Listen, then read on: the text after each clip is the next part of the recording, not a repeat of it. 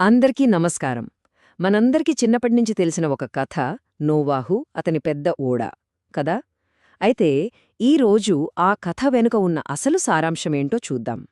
ఇది కేవలం ఒక కథ కాదు, ఇది నమ్మకానికి, ఆశకు సంబంధించిన ఒక పెద్ద ప్రయాణం. సో పదండి, ఆ ప్రయాణం ఎలా సాగిందో తెలుసుకుందాం. ఒక్కసారి కళ్ళు మూసుకుని ఊహించుకోండి ఆ కాలం నాటి ప్రపంచాన్ని. ఏటు చూసినా గందరగోళం, స్వార్థం, గొడవలు. అసలు మంచి అంటే ఏంటో, ప్రేమ అంటే ఏంటో కూడా మర్చిపోయినట్టుగా ఉన్నారు జనాలు. అలాంటి ఒక చీకటి నిండిన ప్రపంచంలో మన కథ మొదలయింది. సరే, ఇప్పుడు కథలో మొదటి భాగానికి వచ్చేశాం. ఇక్కడ మనం చూడబోయేదేంటంటే, ఒకవైపు పాడైపోయిన ప్రపంచం, మరోవైపు ఆ చీకటిలో కూడా ఒక దీపంలా నిలబడ్డ ఒక్క వ్యక్తి, నోవాహు. చూశారు కదా, తేడా ఎంత స్పష్టంగా ఉందో.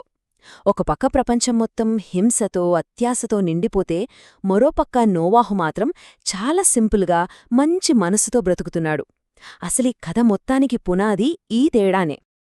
అలాంటి టైంలోనే ఆ నిశ్శబ్దాన్ని చీల్చుకుంటూ నోవాహుకి ఒక పిలుపు వినిపించింది.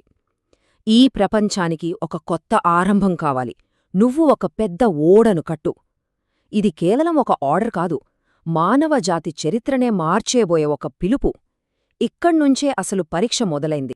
ఓకే, ఇప్పుడు కథలో చాలా ముఖ్యమైన ఘట్టానికొచ్చాం. దేవుడు చెప్పడమైతే చెప్పాడు, కాని ఆ పని చేయడమంత ఈజీ కాదు కదా. అందరూ నవ్వుతున్నా, ఎగతాళి చేస్తున్నా వాటన్నింటినీ తట్టుకుని ఒక పెద్ద ఓడను కట్టాలి, అది కూడా తన నమ్మకంతోనే.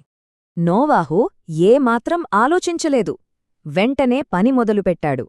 రోజులు గడిచాయి, నెలలు గడిచాయి. చుట్టూ ఉన్నవాళ్లు గుసగుసలాడటం మొదలుపెట్టారు.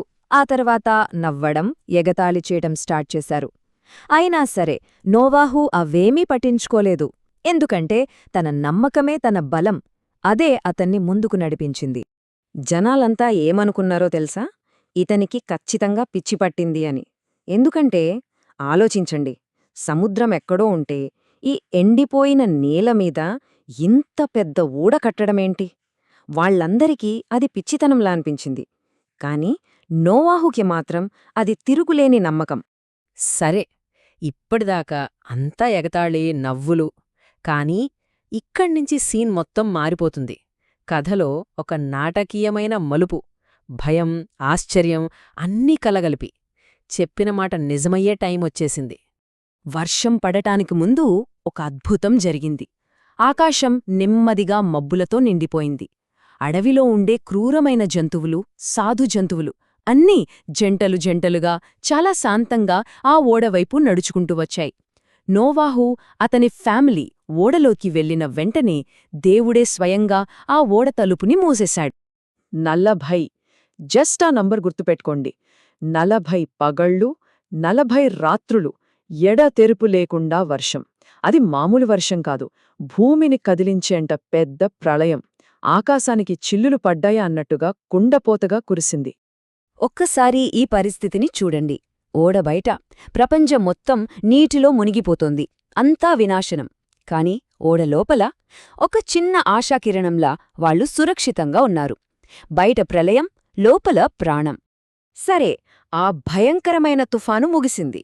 ఇప్పుడు కథ ఒక కొత్త మలుపు తీసుకుంటోంది. ఆశవైపు, ఒక కొత్త ఆరంభం వైపు.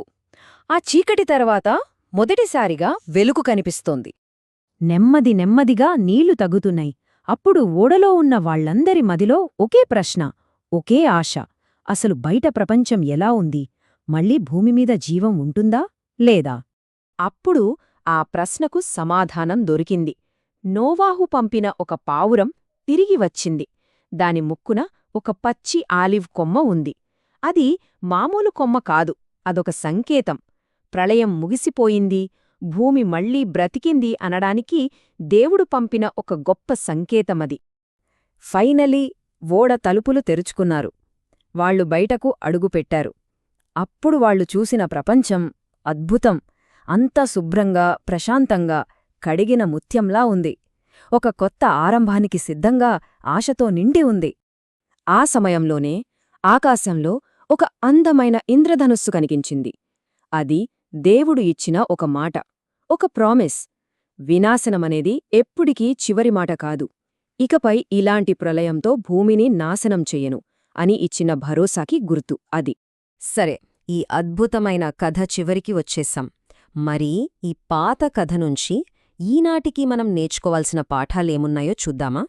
ఈ కథ నుంచి మనం నేర్చుకోవాల్సింది ముఖ్యంగా 3 విషయాలు. మొదటిది, చుట్టూ ఎంత చీకటి ఉన్నా సరే నమ్మకమనేది మనల్ని కాపాడే ఒక ఓడలాంటిది.